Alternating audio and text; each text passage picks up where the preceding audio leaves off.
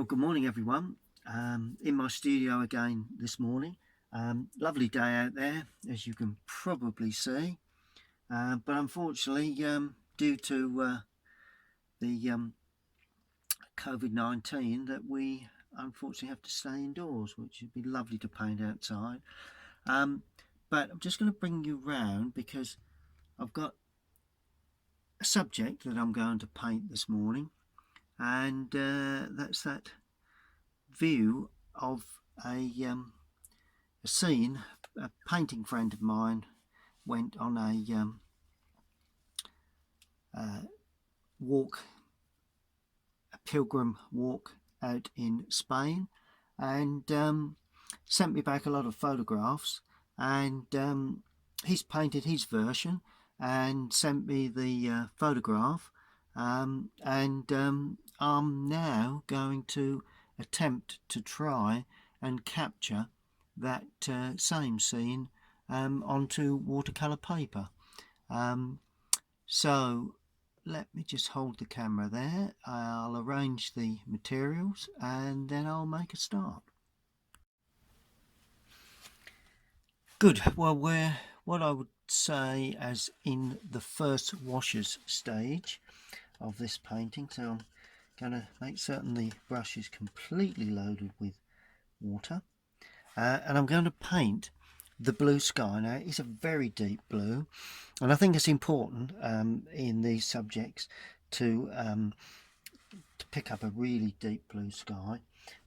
So I'm going to use Prussian blue, which is a little unusual for me in skies, but on its own it's probably not the right blue.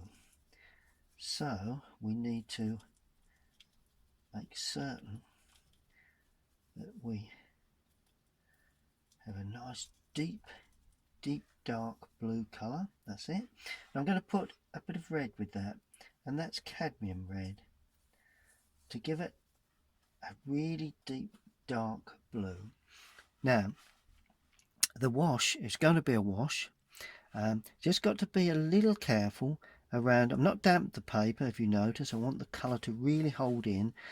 If you notice, there is a small belfry obviously on this little chapel, and a small bell at the top, so I'm going to try and just pick around because I think the sun will be catching that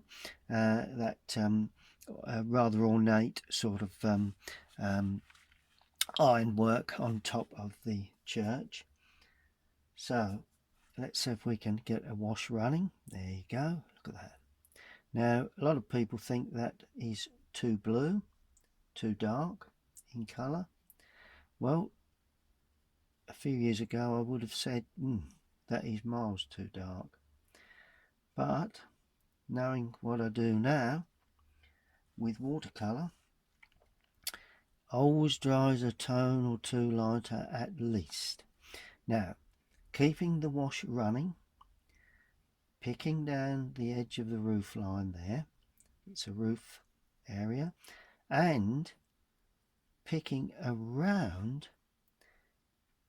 I'm not going to actually be too specific with the shape of this, as you can see, but I need to make certain that I've got, pull that across and damp that again.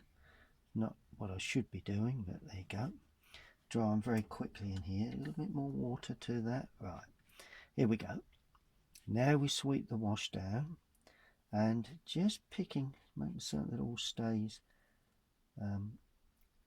Could damp the paper obviously, but and picking around that area just to leave some white. That's all I'm doing really, just making certain that a little bit of white around that edge there, and just dot that just so as it's, we're not specifically picking up any particular shape, but just an idea of where that belfry or that bell is supported. Okay, now we come down and around, working our way down either side, getting lighter by adding more water as I come down. And you get the slope of the small slope of the roof, not a great deal there, but there is just a little slope in that roof. Almost cannot see the top of that roof. Down the edge and that side too. Not weakening the paint anymore. Bringing that wash down either side of the tower, down there, across there, and down there like that. That's another part of a roof line that's at an angle, and bringing that right the way down. There we go. Now I'm going to leave that to completely dry. There you go. That's the bottom edge, and that's the bottom edge of the sky there. There you go. Now I'm just going to dot in between there, because there's the bell there, and then you can see a little bit of the sun work coming through. Lovely. So that is, to be honest with you, all you need to do for that particular passage of this painting. Quite a simple process, not being too neat. It's an old build, very old build, so consequently you need that to show through. Okay, right, now we can clean the brush thoroughly, and while that's completely drying, I'm going to put in some colour onto the road, just so as it gives the building something to sit on. And for that I'm going to use raw sienna to start, and that Prussian blue is very, very strong. You have to get rid of that Prussian blue, but a little raw sienna, a little bit of burnt sienna too going in there. There we go. A bit more raw sienna, that's nice. Nice bit of warmth. And notice how I'm painting the way the road actually runs. And as I come into the foreground, I'm adding a bit of light red to that. There we go. Nice bit of light red as that road comes forward. And a bit of, can I pick up a little bit of, yes, a little bit more red there, a little bit of red. It's quite a rough road. It's only a rough affair. And the path is going to be burnt umber. Why it's burnt umber, I cannot tell you, but it's just the way it looks to me.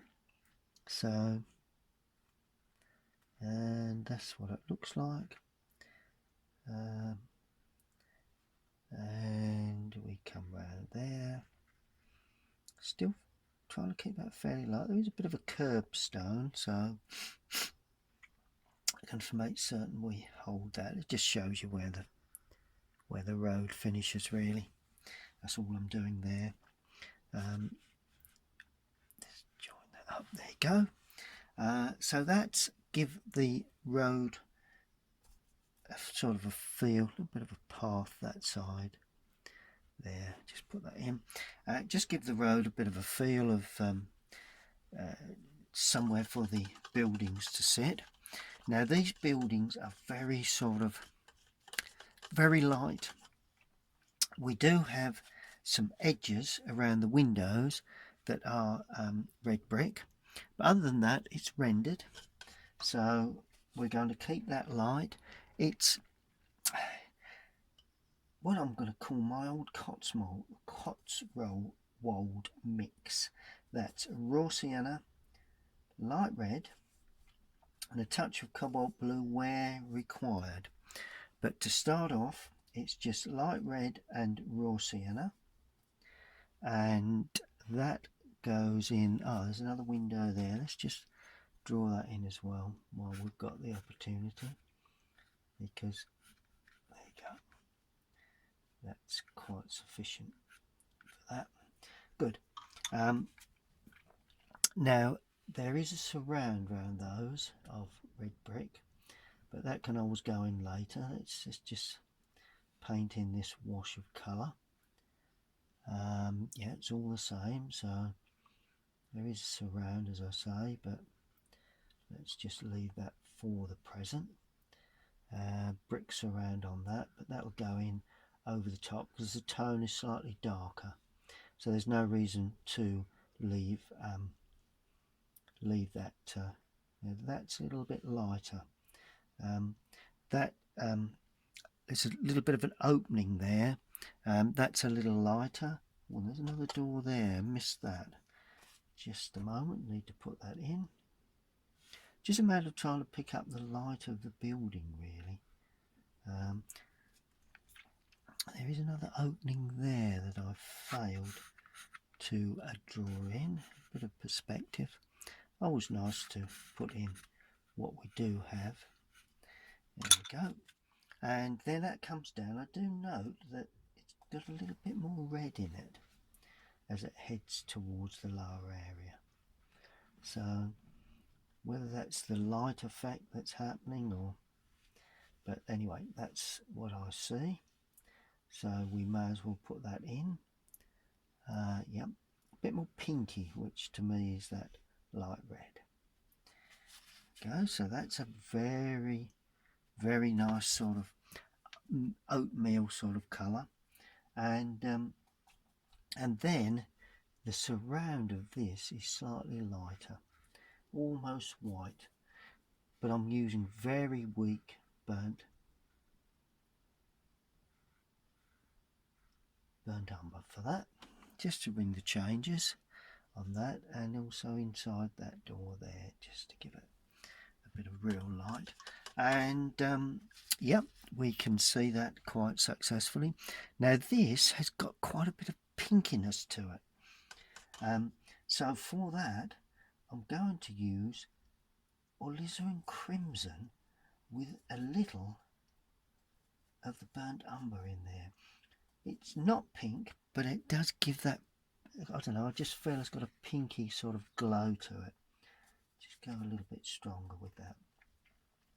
Bit of burnt umber in there just to take off the pinky colour, make it more rendery, if that's a word. Or now that surround is lighter, so that needs to go in, that needs to be left. Anything that's lighter in a surround needs to be left unpainted. Anything that's darker we can paint over later.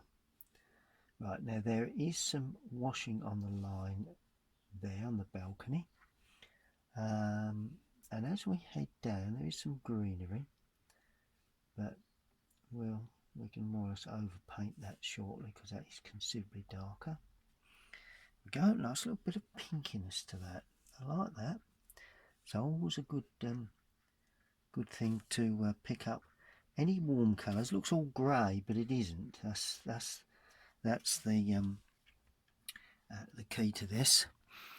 And right, okay, now the real grey colour is on that building, so that will be grey burnt umber with a touch of raw sienna. So it's now add a blue, ultramarine or Prussian, not Prussian, sorry, cobalt blue. Yeah, a little cobalt blue. Keep it very, very weak. And we paint that across there. Yep, that's the more or less the colour I'm looking for. And the windows are lighter, but the surrounds are a little darker. So we'll paint over the surrounds. Just going to leave a little bit of white. Paint around the figures. I've got a couple of figures there that a couple of little, there's a child and an older resident, and just added that just to give it a bit of life. There we go. and just simply paint that and leave that as it is, like that. Make sure we've got the angle of that correct before it completely dries. There we go. And then finally we've got all the sort of cooler, sort of, well, light colours. Got quite a pinky grey there for the tower, and that is light red there again with a bit of burnt umber in there, I think, just to give it a bit of pinky warmth. And more or less just, I'm going to leave the white, the left hand side, which has all the sun, unpainted, because that will give me the opportunity to make certain that we have ample dark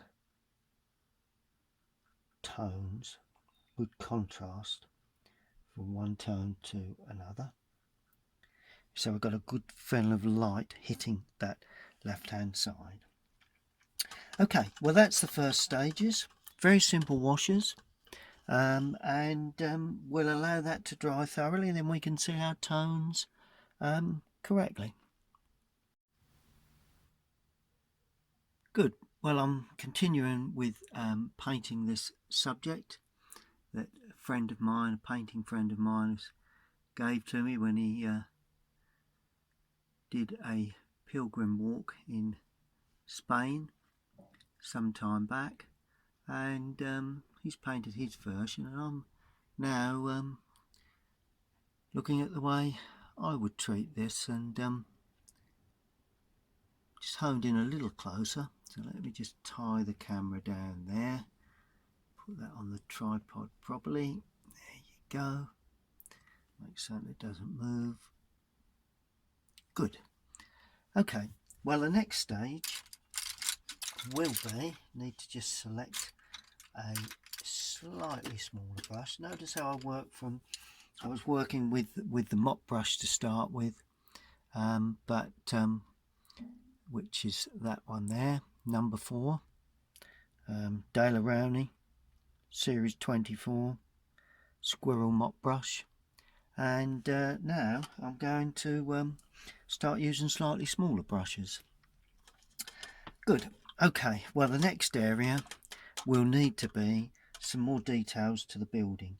Now the building, we've got some nice sort of edges or brick surrounds to these windows. Lots of buildings have this sort of brick surround, and it's sort of like there. It's in the reveal as well, and it's just a surround really like that. So it goes up, down, down, and across the bottom. Yep. Across, down, down. We'll leave the glazed the main areas unpainted, and that's down there. So it's on the outside plus the inside of that reveal. So it's like that really. There you go. It comes right down to the lower part of that. There we go. As I say, light red, touch of cadmium red, but mainly light red. Just add a bit more cadmium to this, just to give it a little bit more punch. It's like that, and it comes down there like that, works in like that. It's just the surround really of the window. Right, where else do we have that? Just a tad more red, because I want the eye to be drawn to that little area there where the figure is. So what I'm doing is trying to create an even richer red in these sort of areas there, just where it's And the sill, I think it comes right down. Anyway, do we have any other red brick? Oh, there's a little bit of red bricking there. And that sort of continues somewhere along there, just adding a bit of interest. Good. Now we've got a very weak cream, and that is a very weak burnt umber there and there. Just having a look at the windows now a little, just to see what we need to do for that. Oh, and the roof lines. Ah, that's interesting. I'm using light red with a little burnt umber, just to knock it back just a touch. We've got a very light sort of edge there. We've got a very light sort of edge, very sort of pantile sort of roofing, and the same there. Notice how I'm leaving some areas unpainted, trying to get a bit of light, because this is what this subject will be all about. It's the light that we can capture on these initial washes, because they're only initial washes that before we get to the real darker, medium and dark tones. Now, windows. Right, now this is where the interesting part comes. I'm using ultramarine with a touch of Prussian in there. In fact, it's probably more Prussian than ultramarine, and I'm putting a bit of burnt umber with that to try and capture the feeling of a fairly dark window area there, like that. That seems to work well. Very little glazing really. Oh, there is a dark glazed area here. Now this one is really dark, so I'm just using burnt umber and ultramarine. It's very, very dark, this, or at least the top part of the glazing is there, which comes off quite well. And then that door area there, that's going to be purely burnt umber. Paint's drying. It's very warm in here this morning, and the paint is drying particularly quickly, which is in many ways not a bad thing. I'm not sure whether it is panelled, but it's and we've got an overhanging roof greenery area there, so that's more or less a doorway, and I'm just weakening the lower part just to give it a bit of life, bit of texture. So that's a doorway. Then a little bit of this burnt umber for these very light windows there. Good, that sort of sums it up. A bit of raw sienna for the inside of that door. Don't know why, but I just feel that's more or less what it is there. Oh, we do have a window here, which is quite interesting. Just having a look at the tone values now. Bit of brickwork I can see. Good. Right, now we get some real colour. First bit of real colour is the washing. I'm going to use cadmium red and alizarin crimson, because that is for that sort of shirt that's overhanging on the washing line there. There you go, nice bit of red. Also having some blue, which is going to be cobalt blue. Nice to have, that's more or less jeans really, I think, that's hanging from the washing line there, like that. There you go. There is white, but there's also a brown black burnt umber, quite brown sort of garment there, and possibly there. There we go, a bit of washing on the line, that's nice. Now the figure, that's also going to be a warm, quite a warm sort of feature.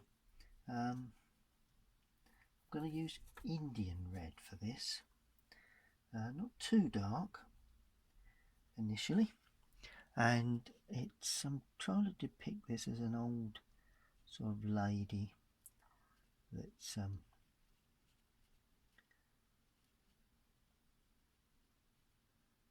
there.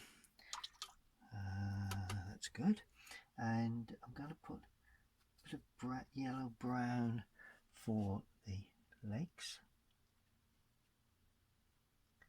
like that.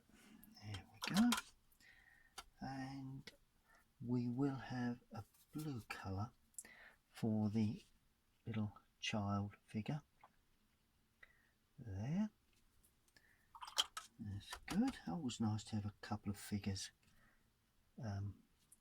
in your subjects, really.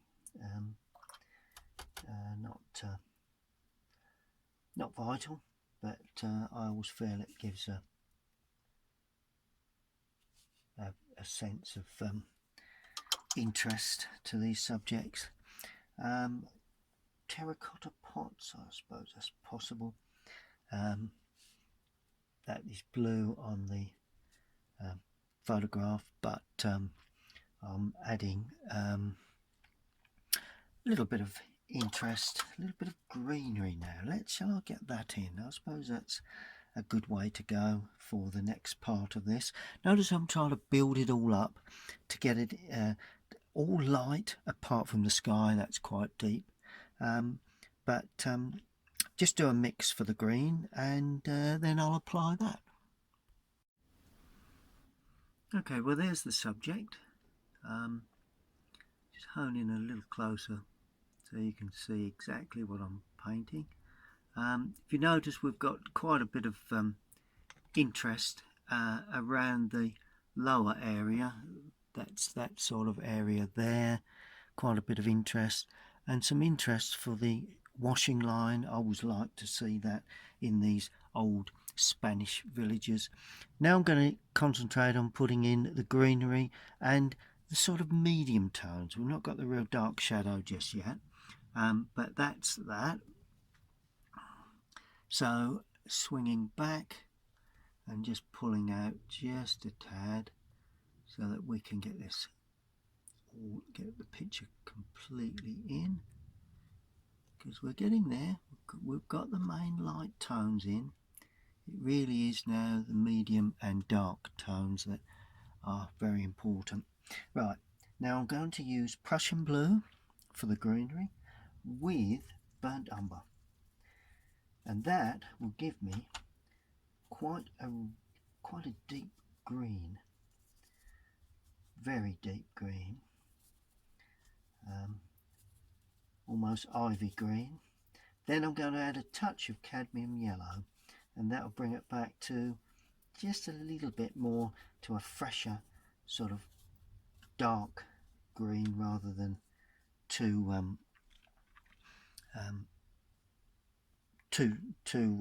sort of bluey green. Okay, now I'm going to just simply paint that as simple as I can. See the way I'm using the sort of flattened the brush, took some paint off to try and get that feeling of greenery there.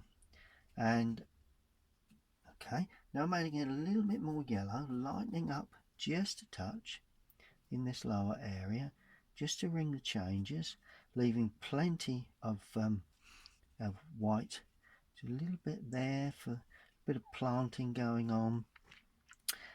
Now I'm going to go much darker, so more blue, more brown, because I'm putting in the darker tones now of this tree, which shows up, well, it's a small shrub, really, like a bushy area. It shows up the corner of that building very nicely. One or two little touches there, touches there. Sun's coming from the left. Okay, bit more yellow, bit lighter, lighten up, bit more water, and then we're going to stroke this sort of climber affair that's running across there. I want to treat it reasonably strong in colour, but albeit trying to pick up a bit of a delicate outline to it, because it's quite important that it doesn't come up too heavy.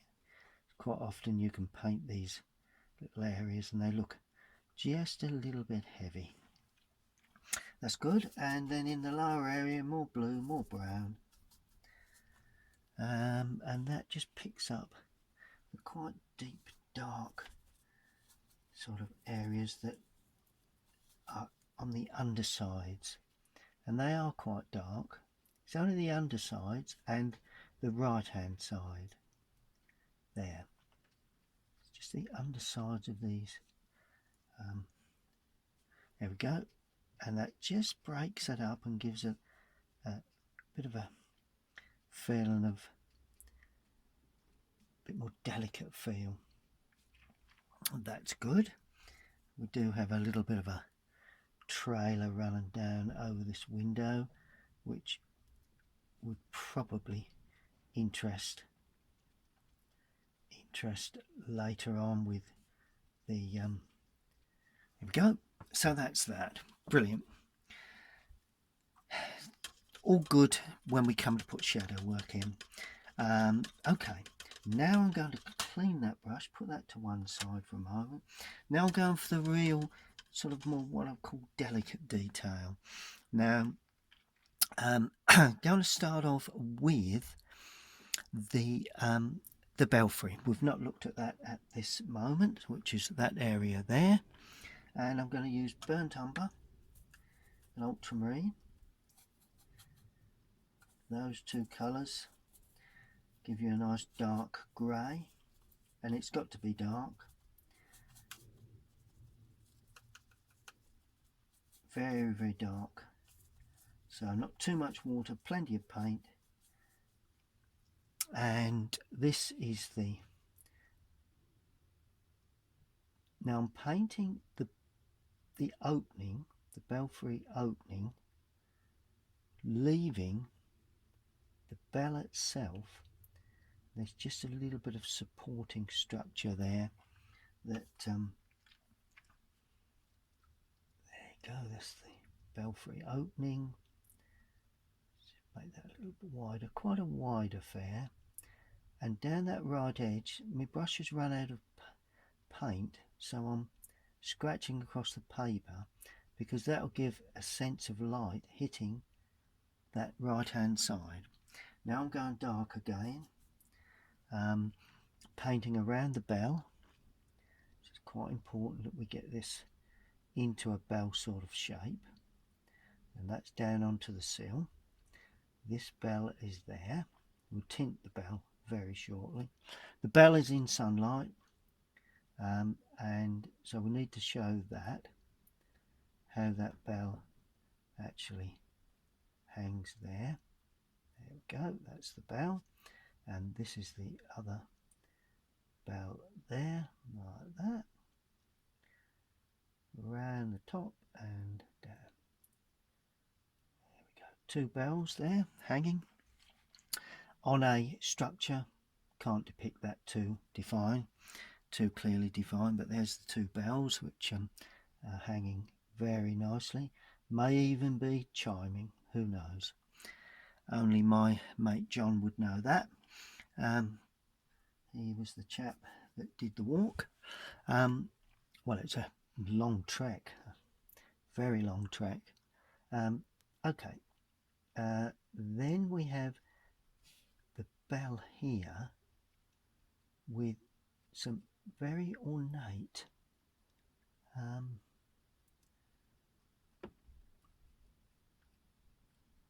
ironmongery work there. So quite simply put that in like that. There we go. Good. So that's the bell itself. All got to have a shadow, of course. We've got a very dark guttering on the left hand side here. Got a bit of shine to it, so it must be too dark. A bit of dark blue guttering, plenty of ultramarine, plenty of burnt umber, and cross down, and then just draw the brush across the paper, not loading the brush too much, because now we can line the outside edge by adding more water. There we go, and I think you'll find that just turns in to the road there. Good, so that's the gutter. We do have clips on that gutter, so it's always worth adding those. It just where the gutter is joined really at portions, at sections. It just shows you a bit of clip work. Then we go to the quite dark areas of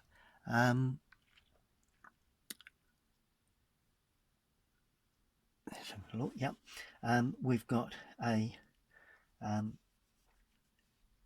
little balcony with its surrounding ironwork there, which always a good thing to do. Just be very careful you don't make too much of this. You know, it's got to be seen, but if you make it too clearly defined, you lose the sort of delicateness, you know, the delicate feel of this sort of small iron work that you get.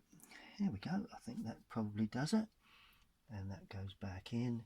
Just go one more out just to show it stands away. This one's the same, gently does it, point of the brush, pulling across the paper very quickly, because using the point of a brush that does point, because without that, there we are. So that's the two balconies there, and we do have another one here. Right, so that lays across like that, and then we have uprights.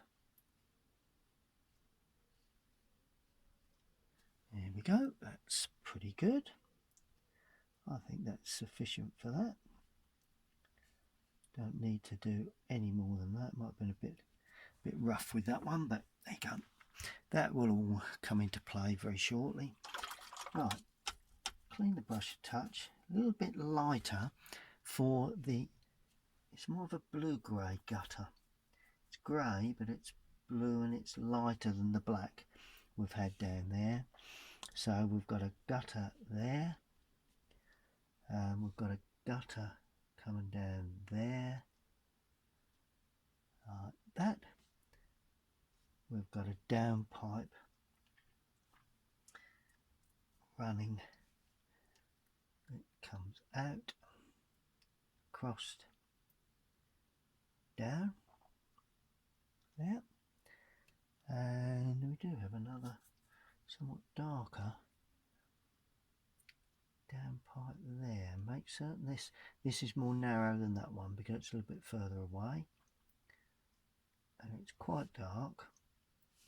Just comes down the side of that building there. It's all little architectural features that I think are quite important. Oh, and while we've got this dark colour, let's give the resident, the elderly resident, a stick. Quite often they wander around with little sticks and what have you. Yes, that's looking pretty good. Okay, couple of little interesting pieces which I think should be put in as the flowers, some little flower heads just dotted around there with a little bit of red touched in amongst the green. Always a good thing to do. Always gives a bit of interest. Other than that, oh, there's still just a little bit of downpipe work that I haven't quite put in correctly. A bit of gutter work there. Very old gutters. No need to be too precise with these. And we're going to go a bit of downpipe work here. So just slightly down there and then turns and goes down like that. There we go. So that all stands away very, very nicely. Now I need to just quickly analyse and see where my shadows will be going. Good. Final stage. I'm using quite a large brush, although it points well. It's somewhat larger than, it's more or less a number 8 rigger really. And I've mixed Prussian blue with alizarin crimson. Now that is going to be my shadow colour, because I want to try and get this warm sort of aged feel to this cottage or this street scene. Okay, so first areas, and that needs to be very dark, because if it's not dark enough then we're not going to achieve the effect that we're looking for. Notice I'm leaving a bead of white on the top to give a feeling of light, just catching the edge of the gutter, and it will also lay a little bit on the roof itself like that, so it comes across down. See how nice rich dark shadow that is. Now I'm going to paint the undersides of this reveal there, because that will be in sunlight. The underside of that reveal, the sun is hitting that and going in, very, very dark. There's another area here, picks up the perspective of the window and tucks back into the reveal like that. Make certain we finish that right. It's getting worse. There you go. And same here, up to there and down. And all of a sudden we get that lovely feeling of light hitting the front of that building. It's under the balconies like that, plus a casting shadow which would run down the wall. That's interesting. You know, it doesn't run at an angle, it runs down the wall. You can actually see it on the photograph, but that's underneath, and then it runs down the wall like that. Just a bit of an angle actually. That's it. And all of a sudden the balconies stand away. Good. So, you know, shadow work is not difficult, but it's knowing what colour you need. You know, it's but those colour mixes work well for me. I painted in Spain for a long for a time in groups, and very hot, and I tended to get used to the colour mixes eventually. It's not an exact process, but eventually I got used to the colour mixes. And that's an overhang of the roof line that runs away at the back like that. So that lays there. That's it. That's a building that's going back almost dead level with us. Then we've got a overhang shadow there, and that gutter It comes under there, that's good. And then we've got a reveal shadow there in the window. This is just a small shadow because that actually is flush, that area there. But this is the washing that is casting a shadow in the background. Just cross like that and down like that, down on the wall. And then we have the jeans there, the shirt there, and the balcony, of course, will cast a shadow. So it gives a lovely light effect. We've got a shadow on the window reveal there. Good, that's pretty much as I would have envisaged this shadow work. That's a reveal of the window, so we need to make certain that's painted in. We need to now pick up, I want to remove anything I've painted on originally. Right, there's a nice bit of shadow there, and there's some lovely shadow work there, quite rough and uneven. That's it. I'm going to put some really dark shadow in the top of those windows, those belfry areas, because that will also help to give added depth to the top of that belfry area.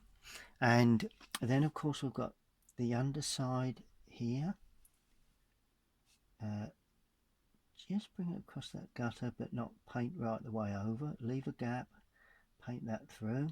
Should see why later on. Right, now another good area.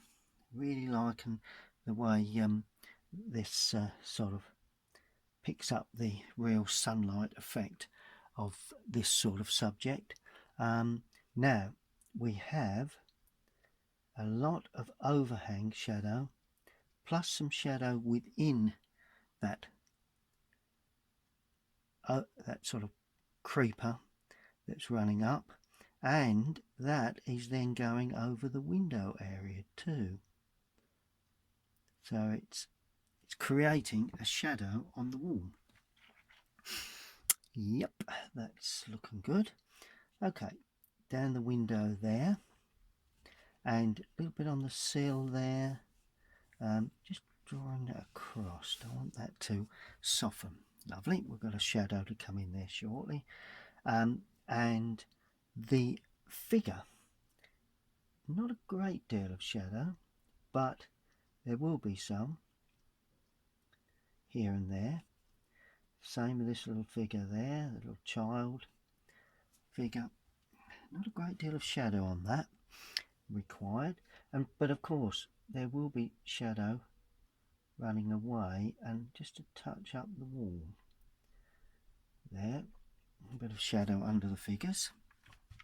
Now there is obviously considerable shadow underneath. There's a little pot there, so there will be a little bit of shadow there. Quite a bit of interesting shadow within that pot area, or them pots, where them pots stand. Not too much, but one or two little touches. Yep, just to give that lovely effect. Now as you can see, the whole thing is beginning to pull together now we've done that shadow work.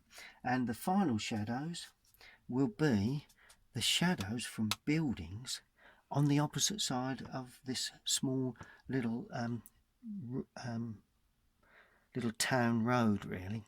Now I'm going to make certain I have enough colour on the brush. Now the shadow comes almost all the way into this foreground. Going to just ease back on that a touch, because I don't want to apply too much shadow. Can always make it a little wider if I really need to. So that casts back like that and through, and then we have a line that cuts through here. There you go. I'm adding a little bit more rose madder to this, just a little bit more water. It is very, very warm in my studio today. We will put some texture onto this later. The main thing is keeping a good flow of colour across the paint paper, up the little curb, mustn't forget to do that, and across, and then a little bit more red in this foreground to give it real warmth as we paint it through, and bring some of that into that shadow as well. And then a little bit more blue. So we've got a good variety of warm and cool colours within that shadow.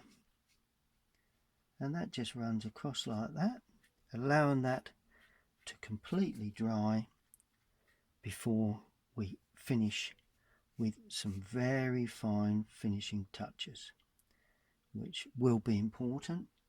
A bit more blue for the present because it does actually run up the wall at an angle there, and we can actually see the rough edge of the tiles on the, there we go, runs up like that, and I like that because it just sort of holds in that left hand, that right hand corner.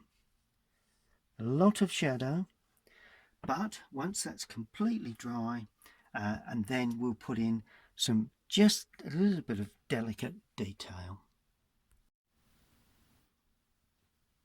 Good.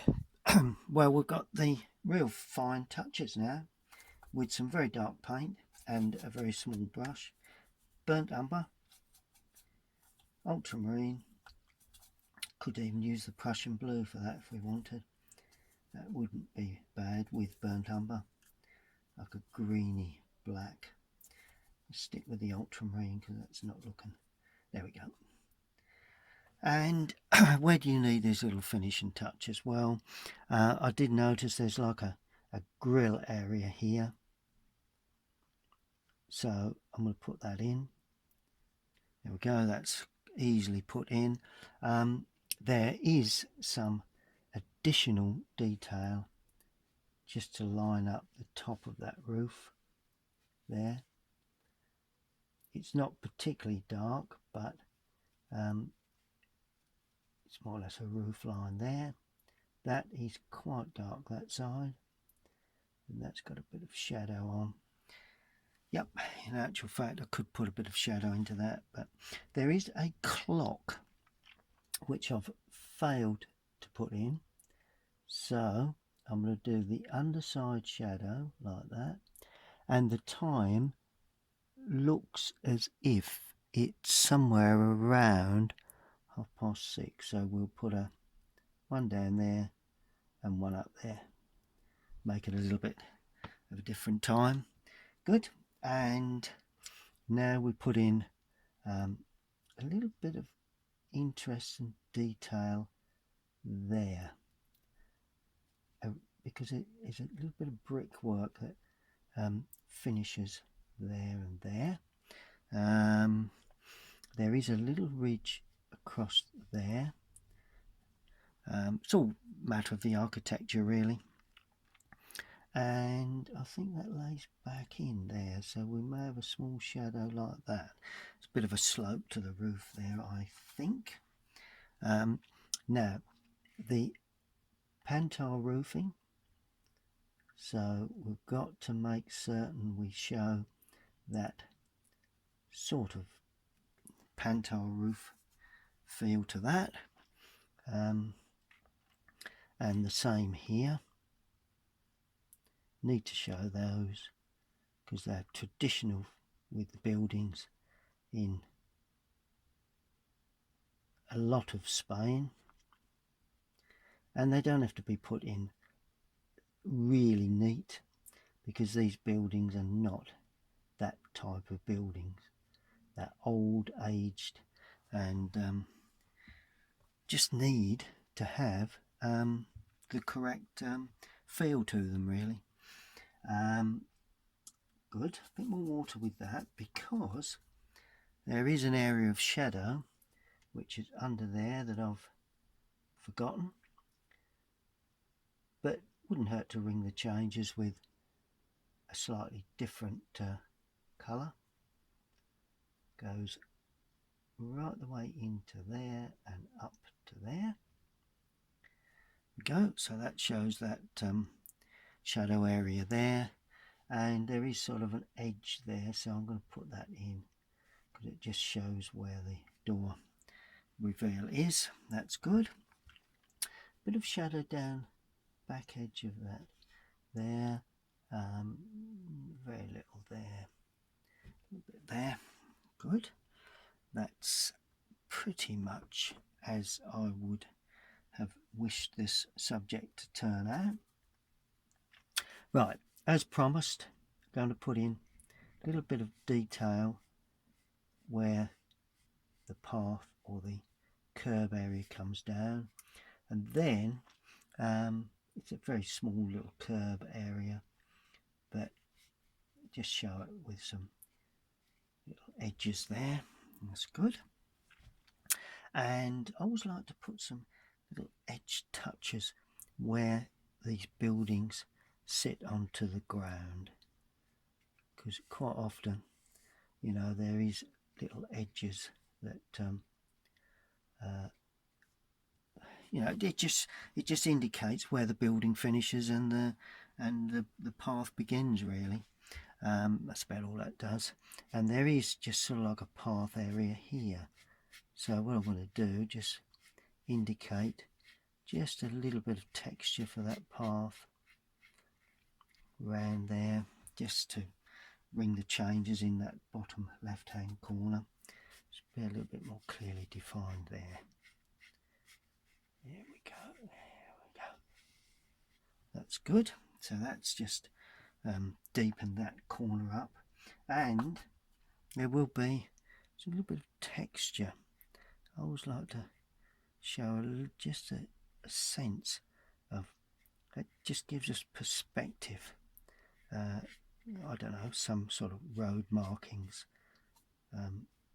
that gives us a little bit of a sense that perhaps there is some cars that would have been around at some point, and just spread a bit of this colour across that road, because I want to really just give that little area a bit of warmth. There we go, that's better. There you go, that'll dry back. Good. So that's pretty much it, really. Just a bit of weak colour, because there is it's a little bit of stonework to this old building, and I want to indicate that with just one or two little touches of markings. Now, I'm not going to do too much to this. It's so easy to overstate this sort of thing. Notice I'm putting one here and one there, little cluster, not as much around the figure. And that really is pretty much there. Just the bells are tending to look a little bit too white, so let's just add a little bit of colour to the right hand side there, just to give them a little bit of life. So don't want to take away from the cleanness of those. There we go, just to give them a little bit of colour. But other than that, I think we can sort of safely say that that is a bit of lining to the window frame there. I think we can say that as far as it goes, that probably is about finished. Well, there's the subject. My painting friend John did the walk, the Camino Trail to Santiago, and he one of the villages he passed through was Tarjados, Tarjados, I think is how you pronounce it. Apparently there's a festival going on there, so he sent me this picture, and by the way, he raised an awful lot of money for charity, which is good on him. And he ended up at some point at this lovely old village, and just bring that into focus, there you go.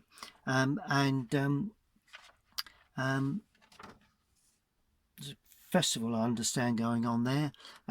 It was at the top of a steep hill, a lot of intense sunlight, so he painted his version, and there is mine. All it needs now is quite simply a signature, as we always do. Brush and paint used in the painting of this subject. Sign it in the bottom of this bottom right hand corner. There we go, so we can see exactly who painted it. Well, I hope you've enjoyed that video.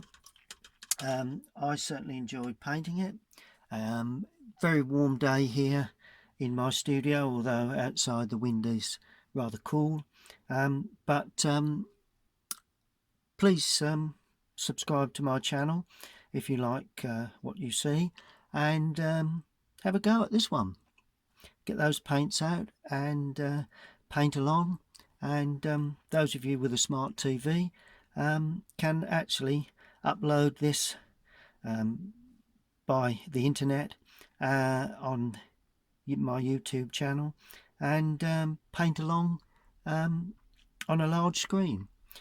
Okay, I will be back very shortly with some more of my demonstrations. In the meantime, stay safe and paint along with me.